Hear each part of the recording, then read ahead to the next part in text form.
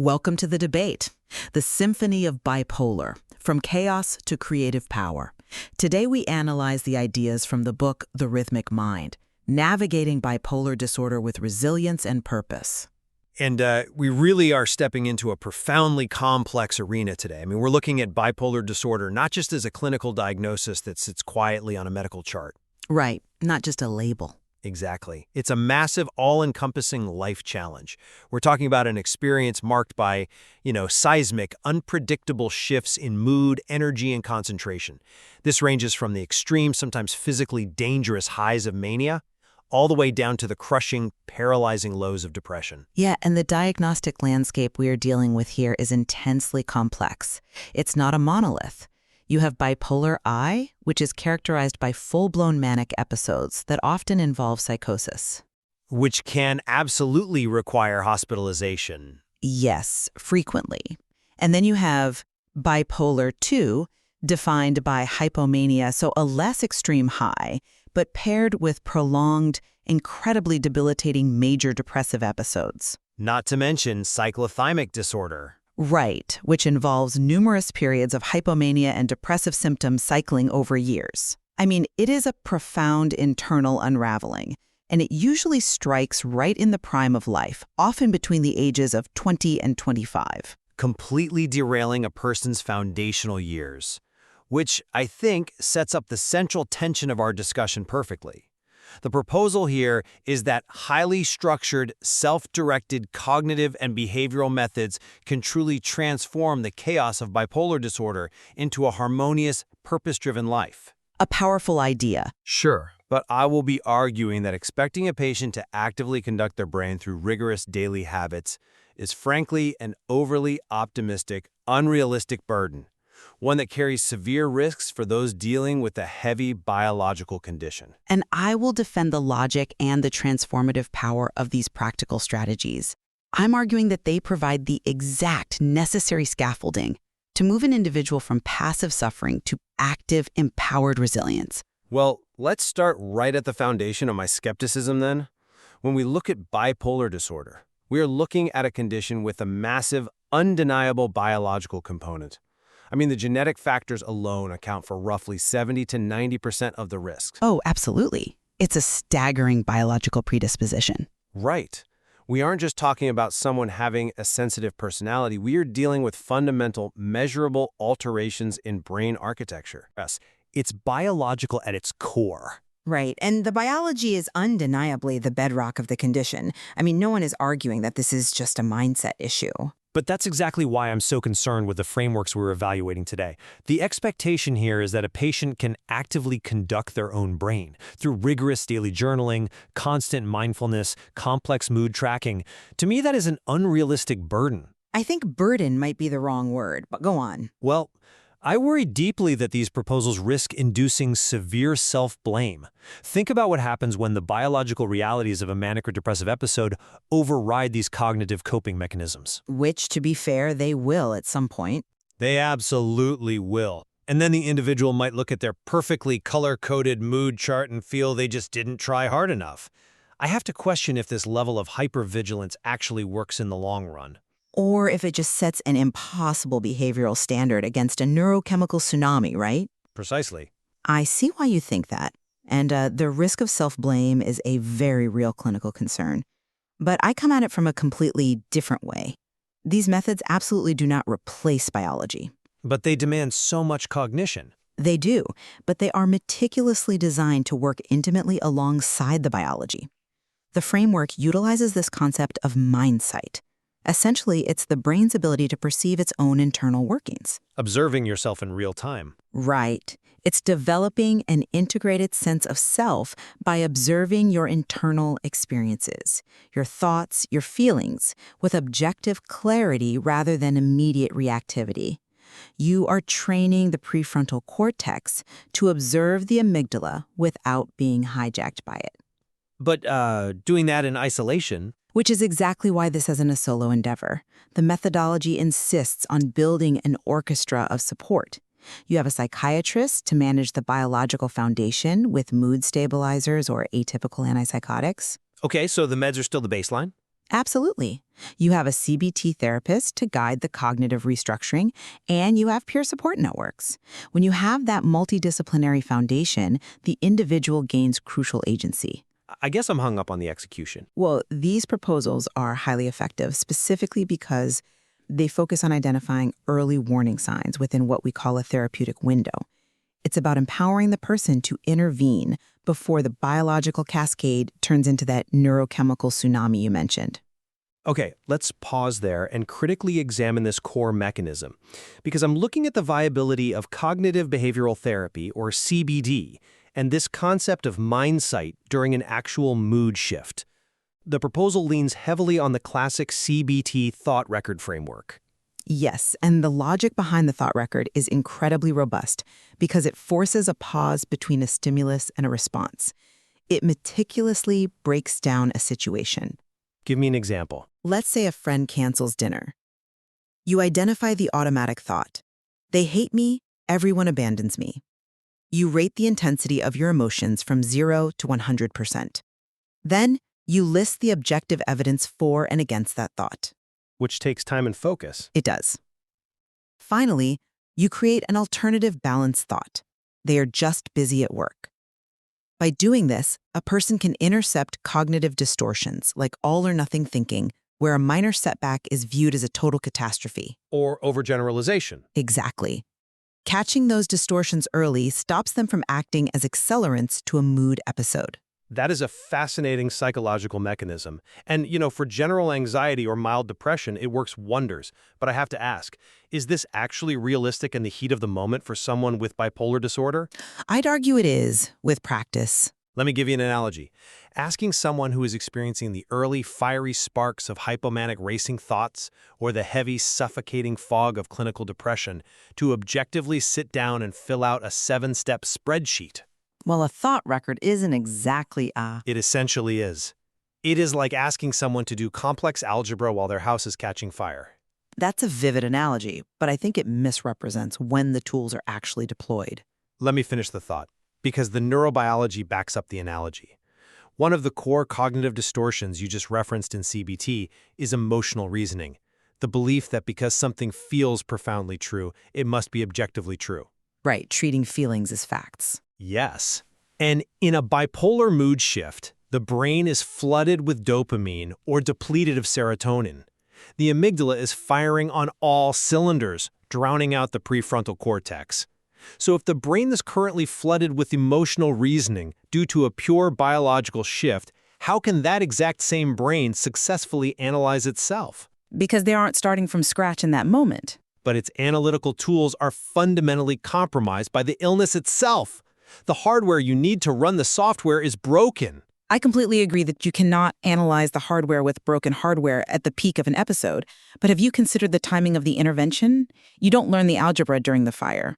So when do you learn it? You learn it, practice it, and master it when the house is perfectly safe. The framework clarifies that this practice is meant to build a baseline of mindfulness during stable periods. We are talking about integrating daily habits when the brain's chemistry is balanced. So during periods of stability. Exactly. Things like diaphragmatic breathing, where you focus on the physiological shift of the abdomen to lower cortisol, or daily body scans, you physically train the neural pathways to observe sensations without immediate judgment. But they still have to apply it when the fire starts. Right. But the goal isn't to use a complex thought record at the absolute peak of mania. The goal is to catch the incredibly subtle early signals within that therapeutic window I mentioned, the window where the prefrontal cortex is still online. Okay, give me a tangible example of how that practically plays out, because theory is one thing, but waking up with bipolar disorder is another. Let's say an individual wakes up feeling unusually tired and profoundly unmotivated, despite getting 8 solid hours of sleep. Their limbs feel heavy. The automatic thought, fueled by the very beginning of a depressive shift, might be, I'm worthless. I can't even get out of bed. This whole day is ruined. My life is ruined. Right. If they haven't practiced mindsight, they believe that thought. They stay in bed, and the isolation accelerates the depression. And if they have practiced it? By applying the mindsight and CBT principles they've drilled during stability, they can step back and reframe that exact moment. They look at the physical evidence. They recognize the fatigue not as a personal failure, but as a temporary physiological state. It's a symptom. So divorcing the emotion from the physical sensation. Exactly. That cognitive pivot, saying, my brain is experiencing a low-energy state right now, significantly reduces the secondary emotion of shame. It prevents the cognitive distortion from acting as an accelerant. Okay, that assumes a highly successful, almost perfectly executed pivot, but let's say I accept the premise. Let's say they successfully catch those early signals. Now what? Because the proposals move into these behavioral systems to track these shifts, bringing us to the Wellness Recovery Action Plan, or the WRAP. Yes, a crucial component. And to me, this is where the sheer burden of vigilance becomes overwhelming. I have to push back hard on that. I completely support the daily tracking and the WRAP, and here's why. Bipolar disorder is exquisitely responsive to environmental and physiological stressors. By monitoring specific known triggers like a pattern of sleep deprivation or shifting seasons, a person can spot objective deviations from their established baseline. Even minor things like substance use? Yes, even caffeine or alcohol. But tracking every single one of those variables? It's necessary data. If they see on their tracker that they've had less than 6 hours of sleep for 3 nights in a row, and yet their energy is paradoxically increasing, they know a hypomanic shift is biologically likely. They aren't guessing, they have the data. Okay, so it gives them a warning. Exactly. This allows the individual to activate pre-formulated emergency playbooks with their orchestra. They call their psychiatrist, they hand their credit cards to their spouse. They do this before insight is completely lost. I completely understand the clinical logic of tracking. On paper, it is flawless, but I am questioning the long-term, real-world sustainability of this approach. Does this actually work for a decade, or does it turn a person into a full-time patient? It makes them an active participant in their health. But the methodology demands that someone logs their mood, their exact hours of sleep, their stress levels, and their medication twice a day, every single day. I argue that this level of relentless self-surveillance breeds its own unique, suffocating anxiety. Wait, how does paying attention to your health breed anxiety? Because of the obsession with the score. What are the risks of becoming so focused on the data that every minor, normal human emotion is pathologized? If someone without bipolar disorder has a terrible day at work, gets yelled at by their boss, and feels understandably frustrated or sad, they just call it a bad day. Sure. But if someone executing this rigorous tracking has that same day, the hypervigilance might trigger panic. Am I sad because of my boss, or is this the start of a 6-month depressive episode? We risk trapping people in a state of perpetual anticipation of illness, where they can never just naturally feel a feeling. I hear that concern. I really do. But I just don't buy that it traps them. I argue that the data actually liberates the individual from that exact panic. Instead of walking through life terrified of being blindsided by a sudden mood shift, which is a terrifying way to live, the tracking separates the person's identity from the symptom. Externalizing the illness. Yes, into data points on a page. And perhaps even more importantly, this objective data is critical for the medical side of the orchestra. It's not just for the patient's peace of mind. Walk me through the medical utility, because I agree the pharmacology is crucial. Think about the pharmacologic treatments required to keep that biological tsunami at bay. Mood stabilizers like lithium have a notoriously narrow therapeutic index. Meaning the safety margin is tiny. Exactly.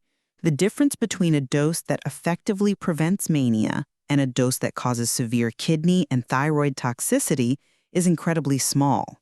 It requires regular blood monitoring. It causes side effects like increased thirst, cognitive dulling, or tremors. Or look at anticonvulsants like lamotrigine. Right, which can carry risks of a severe, life-threatening skin rash.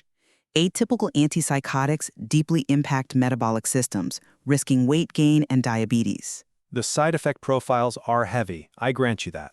They are. So when a patient relies purely on subjective memory during a standard 15-minute psychiatric appointment every 3 months, crucial nuances are lost.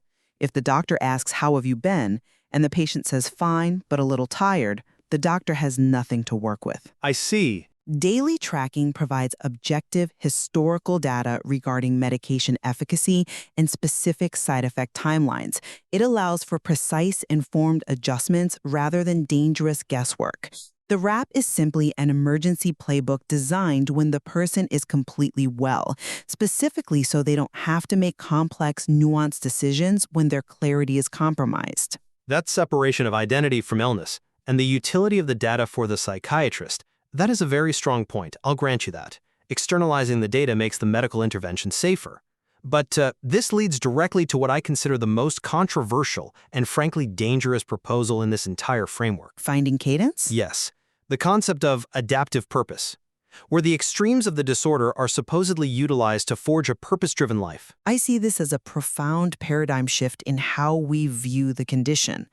The framework suggests that once those foundational routines we just debated are deeply in place, the strict sleep hygiene, the data tracking, the medication adherence, the individual can begin to reframe the disorder itself. Reframe it how, exactly?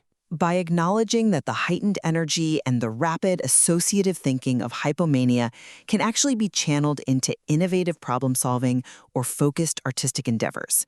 It's not just a symptom to be squashed, it's an energy state. Okay. Conversely, the deep, agonizing introspection experienced during depressive periods can foster a profound, nuanced capacity for empathy and human connection. It reshapes your worldview.